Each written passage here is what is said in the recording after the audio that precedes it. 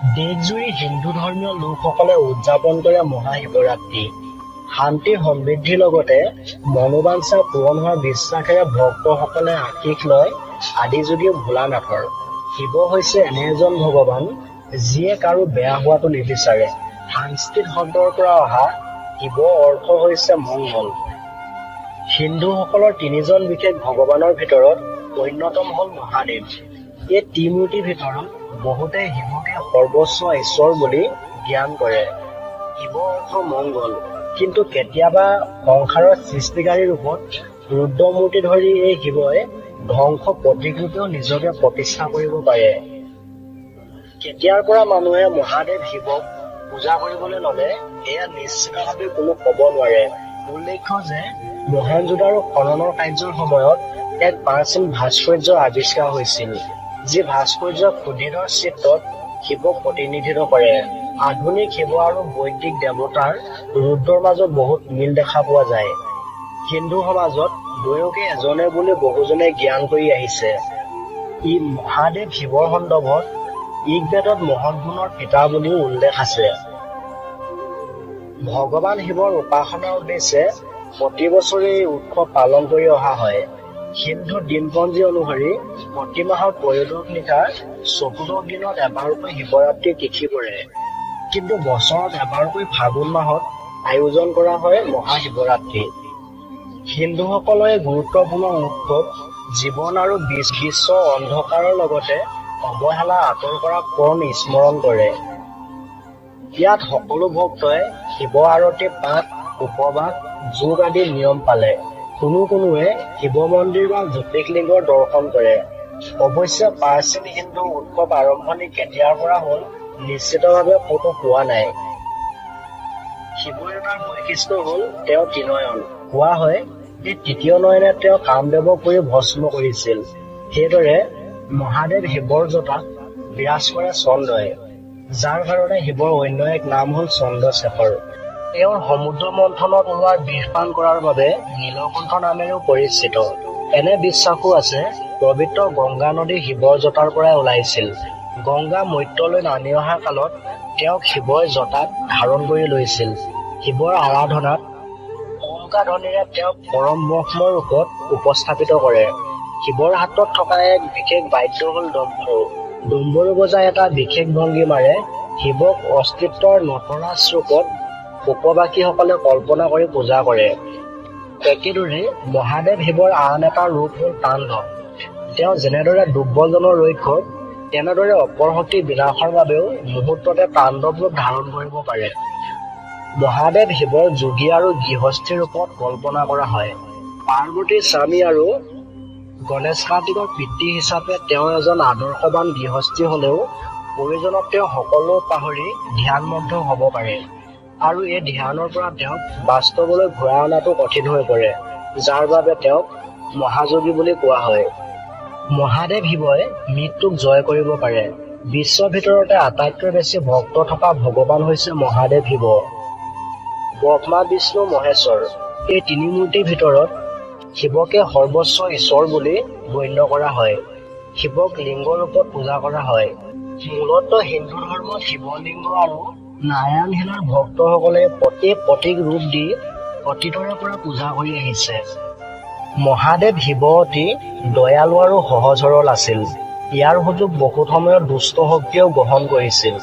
শিৱক আৰাধনা কৰি সন্তুষ্ট কৰাৰ পিছত নিজকে শক্তিশালী কৰাৰ বাবে বৰ আদায় কৰিছিল, যাৰ উদ্দেশ্য বহুত সময়ত অশুভ আছিল। কিন্তু সহজে সন্তুষ্ট হোৱা শিৱই এনে অসৎ উদ্দেশ্য উপলব্ধি কৰিব নোৱাৰি অপাত্যজনকে অধিক শক্তিশালী হোৱাৰ বৰদান দিছিল। আমাৰ হিন্দু ধৰ্মীয় গৰিষ্ঠ সংখ্যক লোকে সেয়ে শিৱক প্ৰধান দেৱতা ৰূপে সেৱা কৰে। মহাদেৱ শিৱৰ শান্ত সাম্য ৰূপত দয়ালু, সৎ, কোমল আৰু শুভ চিন্তা প্ৰবাহমান কৰে। মহাদেৱ শিৱৰ বাহন হৈছে এটা ঘাঁহ গৰু। তাৰ নাম আছিল নন্দী। মহাদেৱ শিৱৰ অধিষ্ঠান আছিল হিমালয় কৈলাশ পৰ্বত। উল্লেখ্য যে কিছু সংখ্যক যোগী মতে শিৱৰাত্ৰিৰ দিনা শিৱই হলাহল পান কৰি ৰক্ষা কৰিছিল পৃথিৱী। স্কন্দন পুৰাণ, লিংগ পুৰাণ আৰু পদ্ম পুৰাণত মহাশিৱৰাত্ৰিৰ উল্লেখ আছে। এইবোৰ মধ্যযুগী পাঠত শিৱৰাত্ৰিৰ লগত জড়িত বেলেগ বেলেগ কিংবদন্তি আছে, কিন্তু সকলোৱে উপবাস আৰু মহাদেৱ শিৱৰ প্ৰতীক যেনে লিংগৰ প্ৰতি সন্মান প্ৰদৰ্শন উল্লেখ আছে। মহাশিৱৰাত্ৰিৰ গুৰুত্ব বৰ্ণনা কৰা বহু কাহিনী আছে। বৈষ্ণৱ ধৰ্মৰ তেনে এটা কাহিনী অনুসৰি শিৱৰাত্ৰি নিশাৰ ভগৱান শিৱই সৃষ্টি পালন আৰু ধ্বংসৰ স্বৰ্গীয় নৃত্য কৰিছিল। প্ৰাৰ্থনাই শিৱৰ ক্ৰোধিত মহাদেৱ শিৱৰ কৃষ্টি পাঠ আৰু ভক্তসকলে সমবেত কণ্ঠত এই মহাজাগতিক নৃত্যত যোগ হৈ সকলোৱে শিৱৰ উপস্থিতি সোঁৱৰায়। এইবাৰ মহাশিৱৰাত্ৰি ব্ৰত আৰু পূজাৰ বিধিসমূহ জানো আহক। 1 নম্বৰতে মহাশিৱৰাত্ৰিৰ দিনা পুৱা গা ধোৱাৰ পিছত শিৱৰাত্ৰি উপবাস আৰু শিৱ পূজাৰ প্ৰতিশ্ৰুতি ল'ব। তাৰ পিছত শুভ সময় ৰাতিপুৱা শিৱৰ উপাসনা কৰক।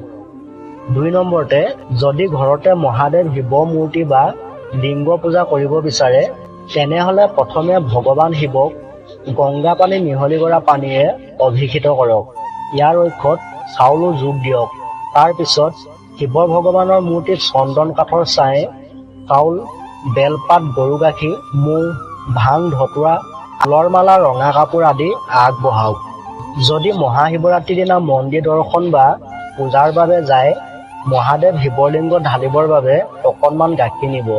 লগতে আপুনি ভগৱানক দিম বুলি ভাবি থকা বস্তুৰ ওপৰত আগবঢ়াই দিওঁতে লগত অকণমান ভাং আগ কৰি আশীৰ্বাদ ল'ব। 3 নম্বৰতে যদি আপুনি ঘৰতে মূৰ্তি আনি মহাশিৱৰাত্ৰি পাতিব বিচাৰে এই সময়ছোৱাত আপুনি শিৱ মন্ত্ৰ পাঠ কৰি থাকিব। তাৰ পিছত শিৱ চালিচা আৰু মহাশিৱৰাত্ৰি ব্ৰতৰ কথা পাঠ কৰক। তাৰ পিছত ঘিউ চাকিৰে শিৱ আৰতি প্ৰদৰ্শন কৰক। যদি আপুনি মন্দিৰ যায় তেতিয়া এইসমূহ নকৰিলেও হ'ব। ভগৱানৰ নামত ধূপ আৰু মিঠাতেলৰ চাকি বা ঘিউ চাকিৰে মহাদেৱ শিৱৰ আৰতি প্ৰদৰ্শন কৰিব। 4 নম্বৰতে আপুনি প্ৰথমে ক্ষমা বিচাৰি শিৱৰ ভগৱানক প্ৰাৰ্থনা কৰিব। তাৰ পিছত ইচ্ছা পূৰণৰ বাবে শিৱৰ ভগৱানৰ ওচৰত প্ৰাৰ্থনা কৰক। তাৰ পিছত দান কৰক আৰু আপোনাৰ সামৰ্থ্য অনুসৰি দক্ষিণা দিয়ক। শুকুৰবাৰ অসমীয়া 24 ফাগুন আৰু ইংৰাজী 8 মাৰ্চত এবাৰ মহাশিৱৰাত্ৰি আহিছে। পুৱা গা ধোৱাৰ পিছত উপাসনা কৰিব আৰু মহাশিৱৰাত্ৰি উপবাস সম্পূৰ্ণ কৰক। মহাশিৱৰাত্ৰিৰ পোহৰৰ সময় কেতিয়াৰ পৰা কেতিয়ালৈ পৰিছে? মহাশিৱৰাত্ৰিক শিৱ পূজাৰ বাবে সৰ্বোত্তম দিন বুলি গণ্য কৰা হয়। এই দিনটোত শিৱ আৰু শক্তি লগ হয়। 2024 চনত এই বছৰটোৰ কেতিয়া শিৱৰাত্ৰি হয় জানো আহক। 2024 চনৰ 8 মাৰ্চত মহাশিৱৰাত্ৰি পালন কৰা হ'ব। এই দিনটোত পুৱাৰে পৰা নিশালৈকে শিৱ পূজাৰ নিয়ম আছে। এই দিনটোত সকলো ভক্তই মহাদেৱ শিৱ পূজা কৰে। মহাশিৱৰাত্ৰি 4 ঘণ্টাৰ সময়ছোৱাত ৰাতি প্ৰথম পোহৰৰ বাবে পূজাৰ সময় সন্ধিয়া 6:25 পৰা 9:28 ৰাতি দ্বিতীয় পোহৰৰ সময় নিশা 9:28 পৰা 9 মাৰ্চ মাজনিশাৰ পুৱা 12:31 পূজাৰ তৃতীয় পোহৰীৰ নিশাৰ সময় 9 মাৰ্চ মাজনিশাৰ পুৱা 12:31 পৰা পুৱা 3:38 নিশা চতুৰ্থ পোহৰীৰ বাবে পূজাৰ সময় পুৱা 3:38 পৰা পুৱা 6:37 ধন্যবাদ।